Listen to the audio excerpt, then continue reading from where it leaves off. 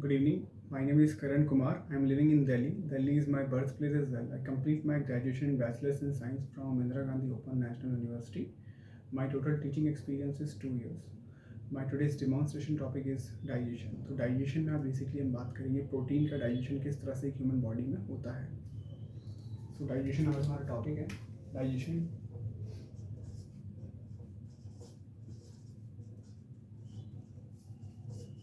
Digestion में basically हम किस बारे में बात करेंगे. डाइजेशन में हम बात करेंगे प्रोटीन के बारे में. प्रोटीन का डाइजेशन आज हम पढ़ेंगे. किस तरह से प्रोटीन जो कॉम्प्लेक्स फॉर्म में प्रेजेंट होता है, किस तरह से वो सिंपल अमीनो एसिड की फॉर्म में आता है, कॉम्प्लेक्स फॉर्म से सिंपल अमीनो एसिड की फॉर्म में, पेप्टाइड्स, प्रोटीएसेस, पेप्टोन्स, फर्दर वो सिंपल फॉर्म में प्रेजेंट हो, इस तरह से होता है हमारे. सो जो प्रोटीन होता है, प्रोटीन के जो एंजाइम्स होते हैं उन्हें हम कहते हैं प्रोटियोलाइटिक एंजाइम या प्रोटीएसेस.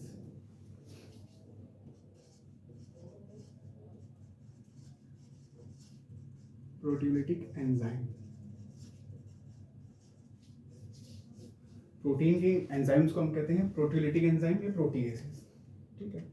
सो प्रोटीन जो हमारी बॉडी में हमने सपोज इनटेक किया प्रोटीन का जो इनटेक होगा, सबसे पहले हमारा स्टमक में गैस्ट्रिक जूसेस के द्वारा ब्रेक डाउन होगा. देन फर्दर हमारा जो कंप्लीट होगा वो होगा स्मॉल इंटेस्टाइन में कंप्लीट होगा.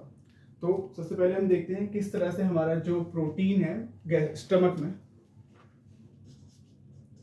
किस तरह से स्टमक में हमारे होते हैं गैस्ट्रिक जूसेस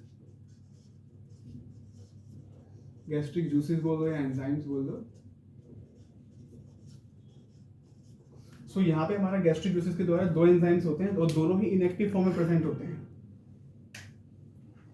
पहला हमारा होगा पेप्सिनोजन और सेकंड होगा हमारा प्रोरेनिन.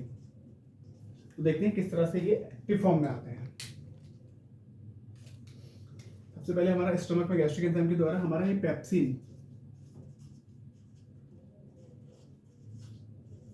पेप्सिनोजन और हमारा प्रोरेनिन, ये हमारे कन्वर्ट होंगे पेप्सिन में और रेनिन में.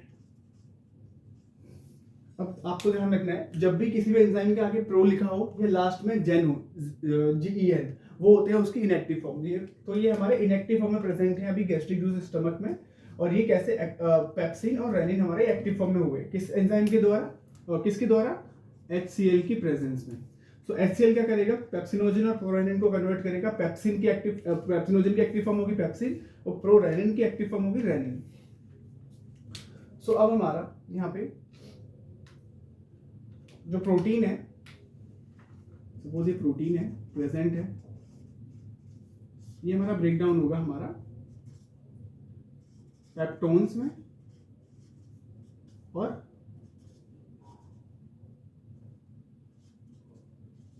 प्रोटीएसेस में.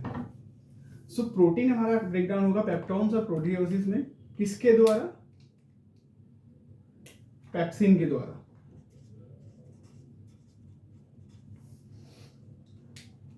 अब क्या होगा, जो हमारा ये रेनिन है, रेनिन क्या करता है, ये इन्फेंट बेबीज में काम करता है. किस तरह से देखते हैं. रेनिन क्या करेगा, हमारा ये कैसीन जो मिल्क प्रोटीन होता है इनको ब्रेक डाउन करेगा पैराकैसीन और वे प्रोटीन में. कैसीन क्या करेगा, ब्रेक डाउन होगा कैसीन का पैराकैसीन और वे प्रोटीन में, किसके द्वारा, रेनिन के द्वारा. यानी रेनिन क्या करेगा, कैसीन जो मिल्क प्रोटीन है इन्फेंट बेबीज में, पैराकैसीन और वे प्रोटीन में ब्रेक डाउन करेगा. अभी हमारा पैराकैसीन है,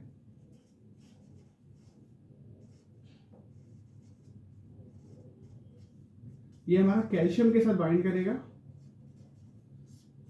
और ये बनाएगा हमारा कैल्शियम पैराकैसिनेट. अब इस कैल्शियम पैराकैसिनेट को, जो एक कर्ड लाइक होता है, जैसे हमने देखा होगा जब कोई बच्चा इन्फेंट बेबी वोमिट करता है तो दूध होता है फटाफट कर्ड लाइक, तो ये वही कैल्शियम पैराकैसिनेट है. तो ये कैल्शियम पैराकैसिनेट किस तरह से हमारा ब्रेक डाउन होगा इसका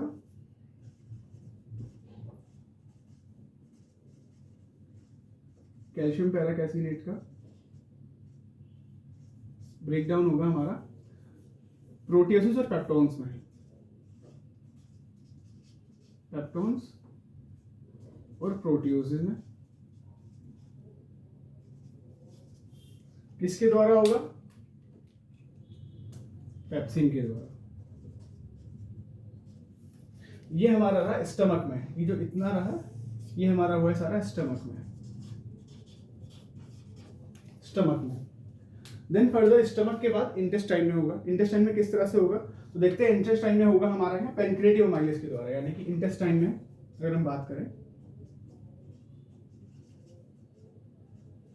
इंटेस्टाइन में हमारा होगा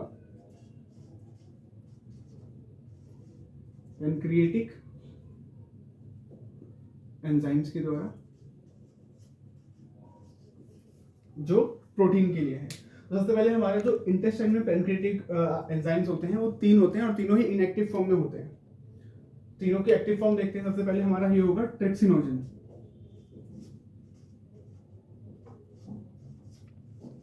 ट्रिप्सिनोजन हमारा एक्टिव फॉर्म में आएगा ट्रिप्सिन में।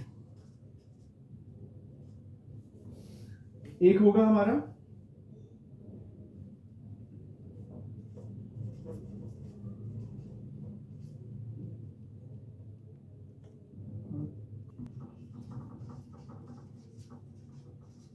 ये 2 एंजाइम पहले से ही एक्टिव फॉर्म में प्रेजेंट हैं। ये क्या करेंगे हमारा, ये जो डाइपेप्टाइड्स हैं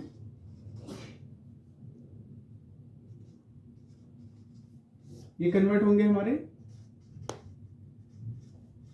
अमीनो एसिड में। किसके द्वारा?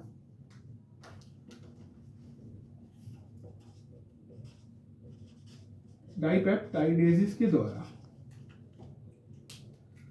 रेस्ट जो हमारे पेप्टाइड्स होंगे ये हमारा डाइपेप्टाइड्स और अमीनो एसिड में कन्वर्ट हो जाएंगे। किसके द्वारा? दूसरा एंजाइम है हमारा अमीनो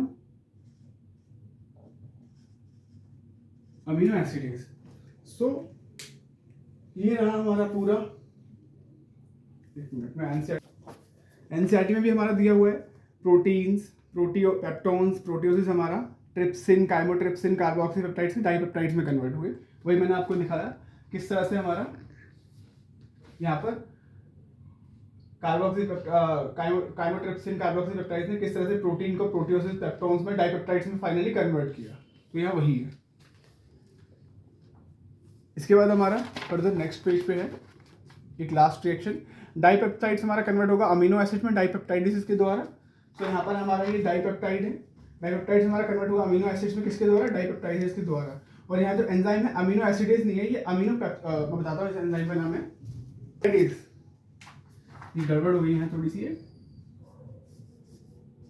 इसका नाम है अमीनो पेप्टाइडेस।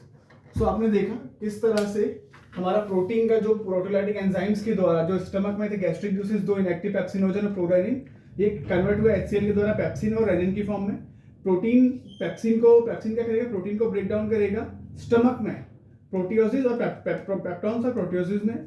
फर्दर हमारा कैसिन ए हमारा इन्फेंट बेबीज में रहता है। रेनिन क्या करेगा? पैराकैसिन वे प्रोटीन में तोड़ेगा। पैराकैसिन हमारा कैल्शियम के बाइंड करेगा, कैल्शियम पैराकैसिनेट फॉर्म करेगा। इस कैल्शियम पैराकैसिनेट को फर्दर पेप्सिन आके ब्रेक करेगा पेप्टोन्स और प्रोटियोसिस में। यहाँ ये रिएक्शन खत्म हुआ स्टमक के द्वारा। इंटेस्टाइन, स्मॉल इंटेस्टाइन में बेसिकली हमारा पेनक्रिएटिक एंजाइम्स के द्वारा ट्रिप्सिनोजन, काइमोट्रिप्सिनोजन और प्रोकार्बोक्सीपेप्टाइड से तीनों एंजाइम इनएक्टिव फॉर्म में प्रेजेंट रहते हैं। पहले ये तीनों एक्टिव होते हैं। किसके द्वारा? सबसे पहले ट्रिप्सिनोजन एक्टिव होगा ट्रिप्सिन में एक नॉन डाइजेस्टिव एंजाइम के द्वारा। इसका नाम है एंटेरोकाइनेज और ये इंटेस्टाइनल एंजाइम है। ये क्या करेगा? ट्रिप्सिन फर्दर हमारा इन दोनों एंजाइम्स को एक्टिव फॉर्म में कन्वर्ट कर देगा और इस तरह की रिएक्शंस को हम कहते हैं जाइमोजेनिक रिएक्शंस। फर्दर हमारा प्रोटीन ट्रिप्सिन के द्वारा प्रोटियोसिस और पेप्टोन्स में कन्वर्ट हो जाएगा। प्रोटियोसिस हमारा फर्दर काइमोट्रिप्सिन के द्वारा पेप्टाइड्स में कन्वर्ट होगा और पेप्टाइड्स हमारा डाइपेप्टाइड्स में कन्वर्ट होगा कार्बोक्सीपेप्टाइडेस के द्वारा। ये हमारे पेनक्रिएटिक एंजाइम्स के द्वारा ये रिएक्शन चली है यहाँ से यहाँ तक। यहाँ पे इंटेस्टाइनल एंजाइम, स्मॉल इंटेस्टाइन में ही दो एंजाइम होते हैं हमारे, पेनक्रिएटिक और इंटेस्टाइनल।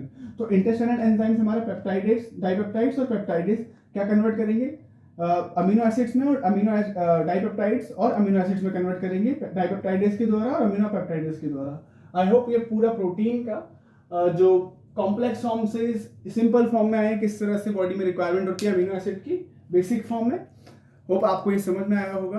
कल हम पढ़ेंगे कि किस तरह से फैट का हमारी बॉडी में डाइजेशन होता है।